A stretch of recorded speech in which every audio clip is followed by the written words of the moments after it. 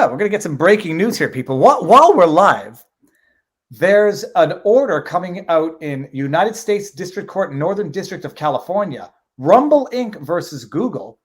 Order denying motion to dismiss and to strike. Hold on, people. Breaking news. Breaking news coming from Viva Fry. Hold on a second, people. I'll figure out how to do. One of these days, Lois. All right, people, here we go. Look at this. This is hot off the presses, I think. Let me just see what date this is from. July 29. Straight up hot off the press. All right. I'm going to remember to clip this portion of it right now. This is going to be a live first time reading through this order. For those of you who don't know, I covered it a while back. Rumble is suing Google, alleging that there's artificial suppression, among other things, artificial suppression in search results, which benefit Google and actually harm others. There was some, they'll explain it here. Order denying motion to dismiss and to strike. So Google makes a motion, dismiss the suit, failure to state a claim, whatever the bases. Section 2, I don't know if they invoked Section 230 immunity, and to strike certain allegations. And apparently, the Google's motion has been denied. Background. Since 2013, Rumble has operated an online video platform. Plaintiff Rumble alleges that Rumble is one of the most respected, independent, and privately owned companies in the online video platform industry and market, and its business model is premised upon helping the little guy gal video content creators monetize their videos. According to Plaintiff, Rumble currently has more than 2 million amateur and professional video content creators and now contribute to more than 100 million streams per month. Rumble alleges that Google willfully and unlawfully created and maintained a monopoly in the online video platform market by pursuing at least 2 anti-competitive and exclusionary practices, manipulating algorithms. What's the second one? Yeah, we can read that. You know what? I'll share this on Locals after when I figure out how to save a document. Okay. Plaintiff alleges that defendant uses various agreements with Android-based mobile smart device manufacturers and distributors to ensure its monopoly of the video platform market. We've seen this in other Google antitrust lawsuits where certain apps become pre-programmed on devices and are undeletable on devices. So even if you want to use Rumble or you don't want to use Google search to search, you can't uninstall that app from phones because they come tied to it. According to plaintiff, defendant requires Android device managers that want to pre-install certain of Google's proprietary apps to sign an anti-forking agreement. Well, they're forking somebody. Okay, we can skip over some of that. Plaintiff alleges that defendant uses the agreements to ensure that its entire suite of search-related products, including YouTube, is given premium placement on Android GMS devices. Okay, it's a tying issue here. Okay, fine. According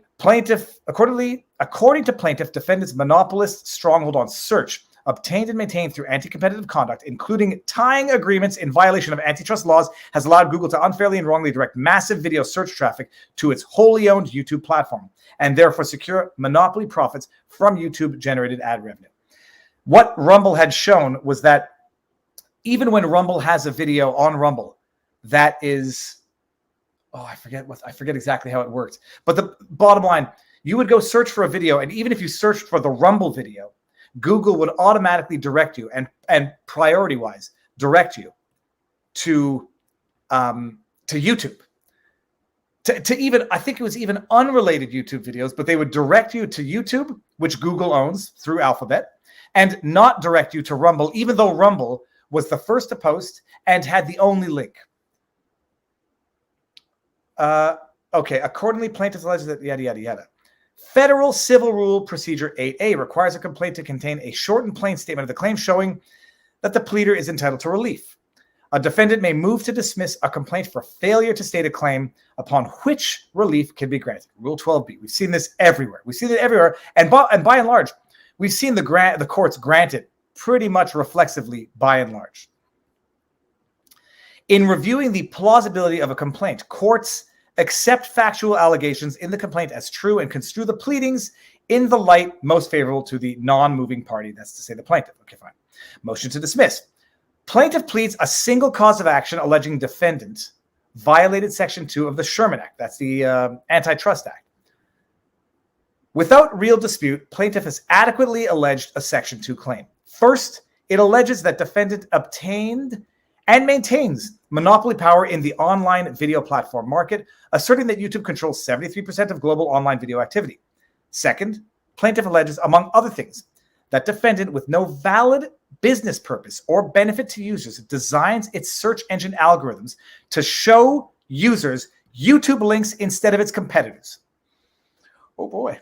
According to plaintiff, Rumble and consumers are disadvantaged and competition is harmed in the defined market because Google provides self-preferencing search advantages to its wholly owned YouTube platform as part of its scheme to maintain its monopoly power and to reap monopolists' financial rewards. You have to appreciate also, by the way, it's not just monopolistic in terms of the way it controls and guides information.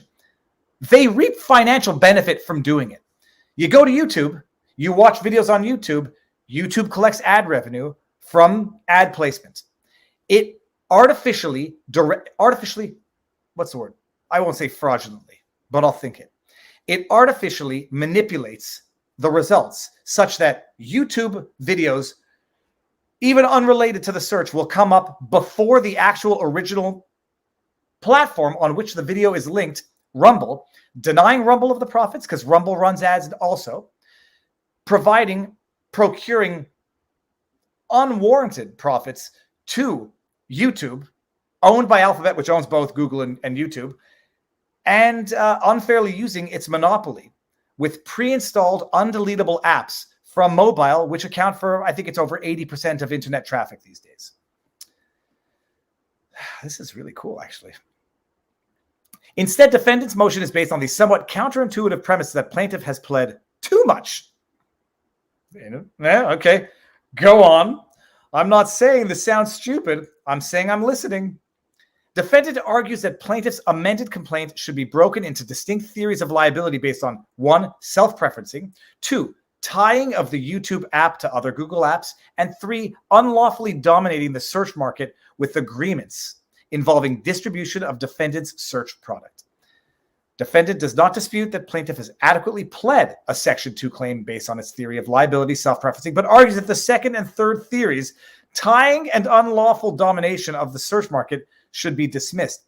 Separate for the sake of filing 2 separate suits? That's interesting. It doesn't say that they don't have claims. It says that they are distinct and should be then severed. The only authority defendant cites for the premise that a court can disaggregate a single Section 2 cause of action into 2 sub-theories, then scrutinize and potentially dismiss some sub-theories without dismissing the entire cause of actions, comes with 2 unpublished district court cases. Unpublished typically means they don't carry precedential value. Oh, let me see. I just have to make sure Barnes is not in the house. He's not. Okay. They don't carry precedential value. And is in there, were never intended to be published for the purposes of citation. And by the way, the court is picking up on the absurd idea here. Break up the claims so that you can then assess the separate claims to determine whether part of the disaggregated claim should be dismissed, as opposed to just leaving it as one and allowing it to proceed. And if the claim doesn't succeed on its entirety, certain aspects get dismissed while others get granted. Courts don't typically like multiplying procedures uselessly, which is, it seems to be exactly what Google is asking for here. Defendant does not cite, and the court has been unable to find any Supreme Court or Ninth Circuit authority ratifying this approach. And this sort of parsing urged by defendants is at least arguably in tension with the Supreme Court's direction that Sherman Act plaintiffs, quote, should be given the full benefit of their proof without compartmentalizing the various factual components and wiping the slate clean after scrutiny of each. That's pretty obvious. Okay. Defendant's motion to dismiss is accordingly is denied. Motion to strike. Strike paragraphs 34th. I don't know what these paragraphs are going to be. This might be a little more detailed than we can go into right now. These paragraphs generally concern plaintiffs. Motion to strike means remove them from the lawsuit, but retain the rest of the lawsuit intact. These paragraphs generally concern plaintiffs' allegations that Google has unlawfully achieved and continues to maintain a monopoly in the online video platform market by conditioning access to its mobility operating systems, mobile operating system, and defendants' other popular services, yada, yada, Okay, fine. Plaintiff argues that the allegations defendant seeks to strike relate to the forms of exclusionary conduct that are properly considered in adjudicating a monopolization claim, and further argues that, quote, antitrust claims are to be adjudicated as a whole, not parsed into discrete pieces. Let's see here. What's interesting here? For the same reason underlying the court's denial of the motion to dismiss, defendant has not shown that the allegations are so redundant, immaterial, impertinent, or scandalous the criteria required. There are 4 different criteria to strike. Scandalous typically means there to offend, there to shock, but not of substantive relevance to the suit. Impertinent, irrelevant, immaterial, and impertinent. There's probably a distinction there. Impertinent, not relevant. Immaterial, useless. I don't know why that would be different. And then redundant would just be saying the same thing 5 different ways, of which I've been accused of doing from time to time. Yada, yada, yada. So it's denied. Defendant's motion to dismiss and to strike is denied. The court sets a telephonic case management conference on August 30th. Ooh, let's see if that's going to be broadcast. Parties shall submit an updated joint case management statement by August 23. All counsel shall use the... Okay, anyways, this is a published case, so done. Okay. So that's going to proceed to discovery. That is going to be very interesting. Okay. Hey, we end with what was an unplanned white pill of sorts. There's going to be discovery, and it's going to be one heck of an interesting case. Several of the other antitrust lawsuits have not gone forward. This one's going forward. And I tell you, it couldn't have happened to a better company. I like Rumble. Go Rumble is right. Booyakasha. So that's cool. We'll see what happens. Maybe we'll have Pavlovsky on the channel again for a sidebar one of these days. All right, people. Happy Viva. Go. It's Friday night.